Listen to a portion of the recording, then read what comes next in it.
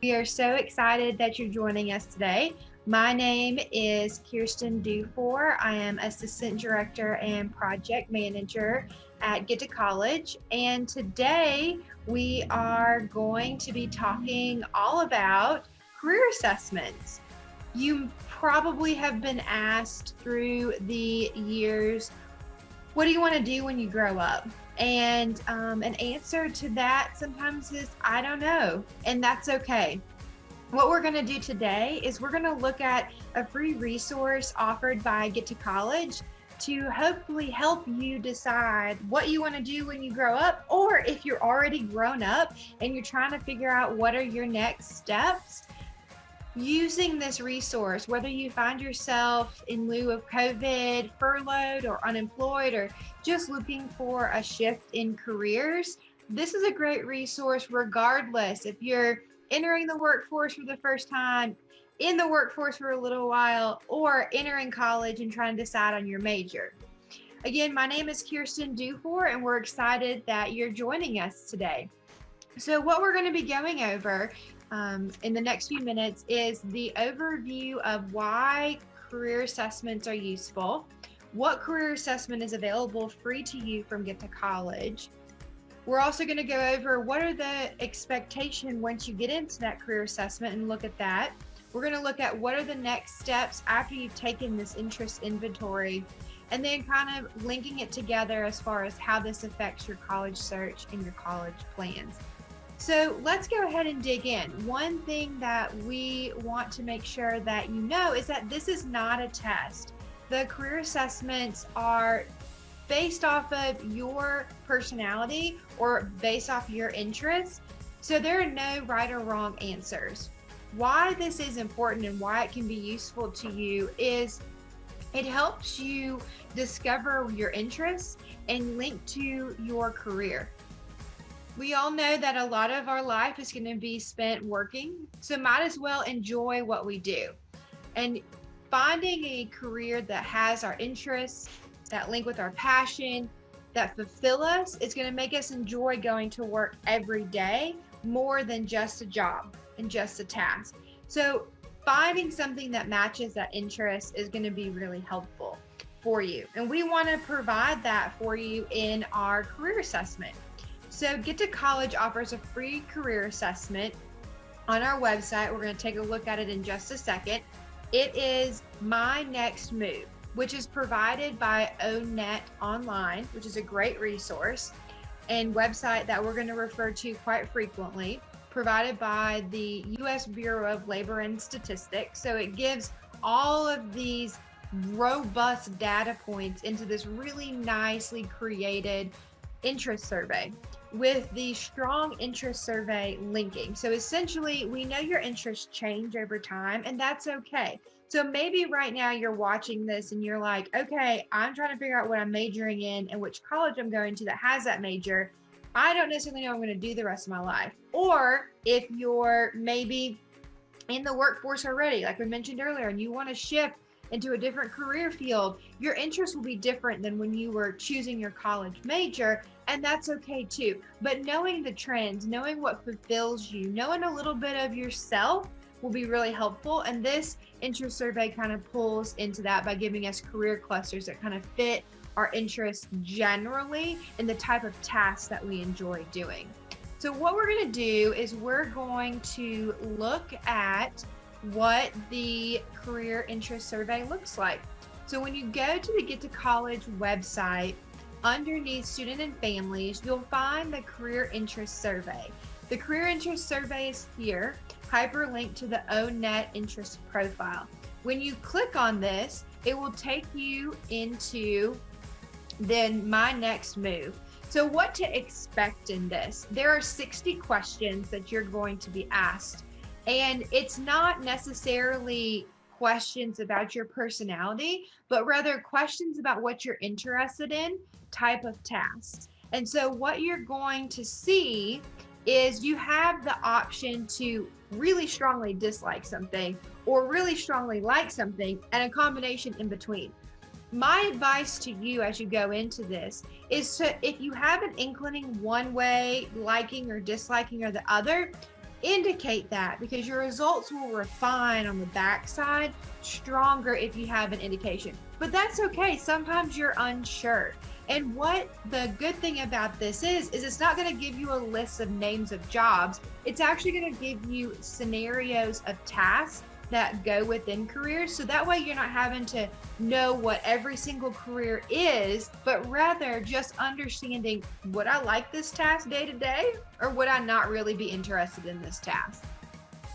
So know that we're not thinking about it in terms of educational training, what that takes. That's actually a separate level that we're going to look at, or how much money that you're going to make, but more of what would this task mean to me? Would I like it or would I dislike it? So once you get into the assessment, as you can see here, we've got questions that, are pretty easy to indicate if we have interest in them or not. Would we like building kitchen cabinets? Would we like buying and selling stocks or bonds? Would we like proofreading records or forms? So there's going to be a variety of different questions. There's 60 total. So you'll go through and indicate how much you like, if you're unsure, if you definitely dislike.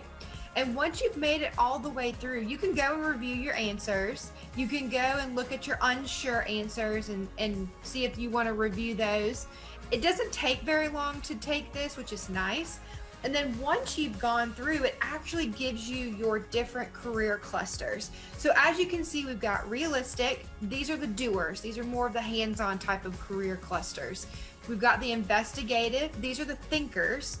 Artistic, these are the creators. And so not necessarily the arts, but actually attorney falls in this because they have to be creative with the words and the images that they present when in court. Social is the helpers. So this is wanting to help someone, whether it's on a personal level or society at a general level. Enterprising is the persuader. So a lot of times this is more business, more leadership, more management. And then lastly, we've got conventional. So the conventional careers are the organizers. These are the ones that require a lot of either impersonal organization skills or more external organization skills. So you can click on each one of these, and as you can see, the number of careers of your interest that you ranked that you liked on the like side show up, and you can click on these hyperlinks and it gives you more definition, more than what I just gave you, of what each one of those means.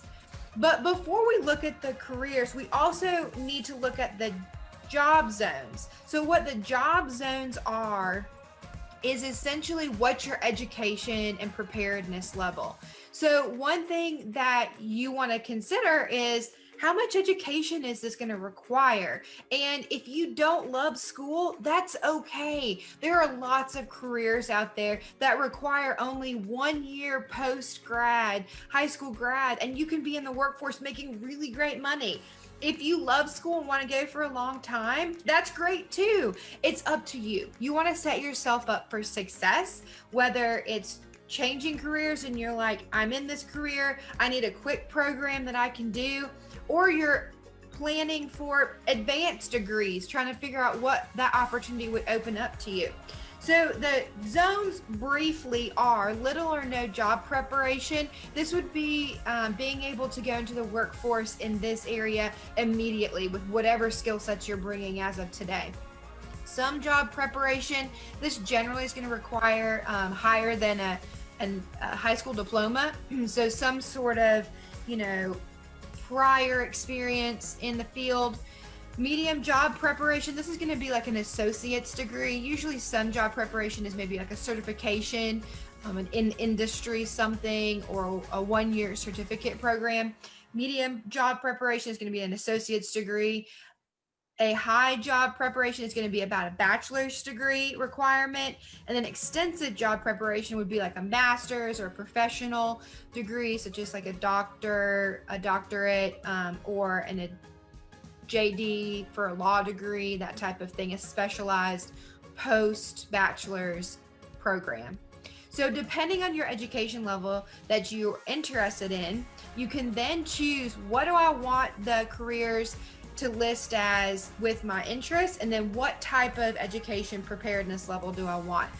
So we'll look at zone 3, which was associate's degree. Remember, zone 4 is bachelor's, zone 5 is post-grad, master's, professional degree.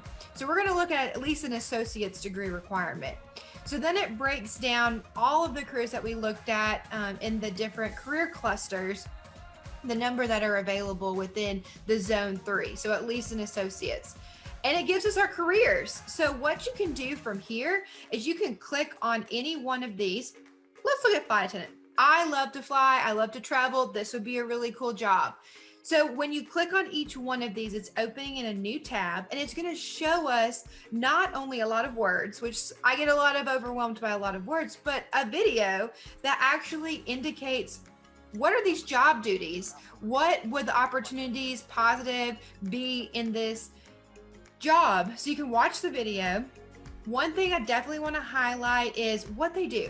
You know, we want to talk about making sure that the reality and the expectation of the job aligns. So I have the envision of traveling all over the world and getting the perk to probably do it at a discount and serving and interacting with people and being a people person. Is that what this is? You know, we can read through that and making sure that what we think the job is and what they actually do align with this information.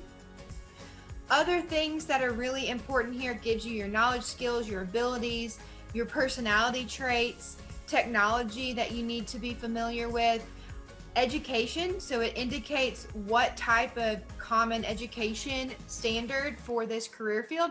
But I really want to highlight these two boxes, the job outlook and the explore more. So the job outlook gives us by average nationally what this income level is, as well as if the outlook for this career in the future is going to be something that is existent. So you can actually look and find current job openings if you want to look. Now, if you're in high school, you're like, yeah, I'm not going to be applying for a job as a flight attendant like tomorrow. I understand that. But what you want to do now is go ahead and look at these job openings that are currently out there and making sure while you're in college or while you're in high school, you're building your resume to be prepared that once you're done with your program, you can go confidently into these interviews, because they're going to ask about job experience. And if you don't have any because you've been in college the whole time, using your internships in the summer is going to be really valuable, because you're going to be able to say, well, actually, 2 summers ago, I had an internship with Delta where I did customer service, and I was able to experience all of these things. You're selling yourself in these situations. So seeing what they're looking for and making sure you're getting involved on campus, that you're doing those extra internship opportunities and utilizing what's presented to you. You can compare salary by state. And so if you're interested in seeing what the national versus a specific state salary is, it gives you the average in the top 10% and the lowest 10% in the career field. But one thing I really want to highlight here is explore more. So maybe you read about a flight attendant and you're interested in it, but it's not exactly what you're thinking. You can click on any one of these that relate to it, and it takes you to a similar page that has all of this information in there. And then maybe you click through 4 or 5 more and you find something you never had any idea existed, but matches exactly what you want to do. This is really important because it gives you an idea of, well, I like the flight attendant idea, and I like travel, and I like hospitality, but what are other areas in that field that maybe would fit me better? So what's your next step to do when you go through this list is to go through and to research every single one of these. And I know you're like, Kirsten, that's a lot. I understand that. But the best thing to do is these match you for a reason, based off your answers, based off your expectation for education. And so what you want to do is you want to go through each one of these, do your research, read about them, and put them either in the yes pile or the no pile. If they're in the no pile, that's not a best fit for me. That's not going to fulfill me. That's not going to bring me joy. That's not my thing. In the yes pile, what we're going to do then is dig in a little bit more. So once you have your yes pile, what I want you to do is I want you to think through your network. Whether your network is your current coworkers, your friends, your family, your school, your community or religious organization, and think about, who do I know, or who do I know that knows someone that is in this field? Because what you're going to do next, after you've done the career assessment, after you've done your online research through ONET Online and making sure that it matches everything that you want, you're going to want to make sure that you do some interviews of people that are currently in this position. If you can job shadow, that's great, but not everybody can, particularly in light of the current COVID crisis. So what you can do is what's called informational interviews. They're essentially what you and I are doing right now.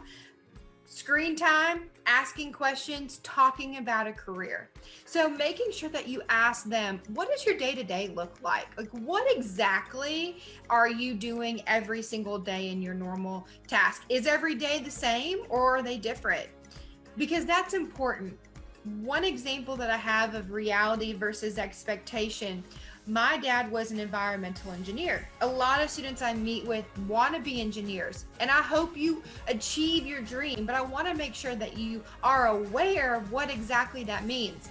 So a lot of people think environmental engineers are the ones that go out there, they're saving the environment, they're helping with conservation efforts, they're in the field, they're doing things every day that's out helping the planet.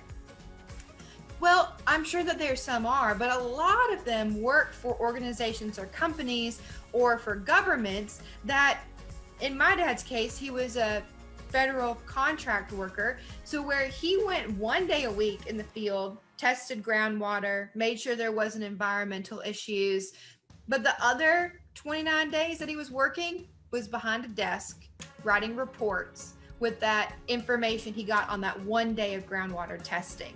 So again, asking, what does your day-to-day look like? Because we want to make sure the idea that we think it looks like and the reality of what it actually is aligns. And hopefully they do, but knowing that before you get into 4 years of a degree is going to be really helpful. But say that you're like, I don't really know, I'm 17, it's too early, or in my case, I was 27 and was like, I don't want to do this anymore. That's okay. You can change your mind. But knowing that a college degree is going to open up so much more potential for you to be able to pivot, to change your mind.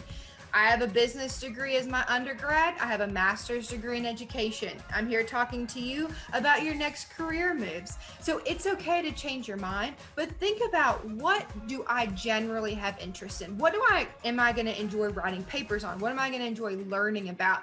When you go to college, you're going to be able to take a variety of different classes your first year, 2 years. And that's going to be whether you go to a community college or a 4-year institution. You're going to take histories, you're going to take math, you're going to take a variety of sciences, you're going to take some social sciences like psychology, anthropology, sociology. Those are all going to be great things for you to consider. What path do I want to go down? And keeping your interest inventory in mind, knowing I have interest in these different areas, will be really helpful.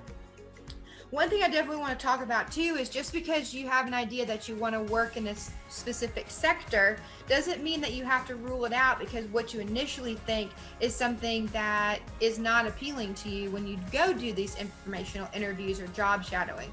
So say that you want to work in healthcare. It's a really great industry. We recently learned how important our frontline workers are and how critical it is to us as humans, but also to our country. And we've seen a lot of great heroes come out of that. And maybe you are like, I'm really inspired, or I recently have been furloughed and I want to go into healthcare. It's a consistent industry. One thing to think about is that not everybody has to work within patient world. Working in the front lines is awesome. We thank all of our frontline workers, but it's not for everybody. Perhaps you don't have interest in the science side behind being a nurse or a doctor, or you don't love having people's bodily fluids on you, or you emotionally can't handle having to have hard conversations with families or patients, or having patients pass away. There are a lot of roles in healthcare. Think about a hospital. We've got our awesome frontline workers. We've got our doctors, we've got our nurses, we've got our radiology techs, we've got our lab techs, we've got our nurse practitioners, we've got our myriad of support forward facing to the patient. But also in the hospital, we've got attorneys, we've got accountants, we've got marketing, we've got receptionists, we've got PR, we have administration, we've got janitorial, we've got supply chain management, we've got external suppliers of medical supplies that work within the hospital. So there's a variety of different things. So if you think about a hospital as an example, you can take your interests in that sector and find a good fit for you. And maybe you transition between. Maybe you start in sales, but then you find within the hospital realm that you're really passionate about something else. And you can use your interests and your skill sets in those different areas. So once you've done your job shadowing, you created your yes list, kind of narrowed that down, then you hopefully have a better idea of what potentially is your major, whether you're going back to school for an additional degree to finish a degree, or you're going into your first year in college, or maybe your senior year of high school and you need to have some direction. Looking at the colleges that offer those programs can be really helpful. If you want to go into nursing in Mississippi, there are certain colleges that don't offer nursing, whether it's a bachelor's degree or an RN degree. You're not going to go to those schools, I hope, because you're not setting yourself up for success. So this is a key piece in figuring out, okay, I like these things or I don't like these things, and then being able to filter out your college options based off that. Hopefully you've taken this information. Hopefully you enjoy taking the interest inventory. Again, it's not a test. There's no right or wrong. It's just purely you and what you want for your next steps in post-secondary plans. Get to College is here to help you.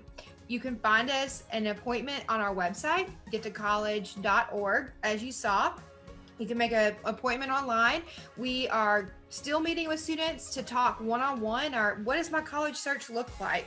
If I'm going back to school, or if you are first time going to school, or you're just trying to figure out all of the different elements that it takes to get into college at whatever level you're at, we're here to help you. You can also call any of our centers and make an appointment over the phone, whatever works best for you. You can use our chat feature, or you can send us a text. Whatever is the best mode of communication, Get to College is here to help you.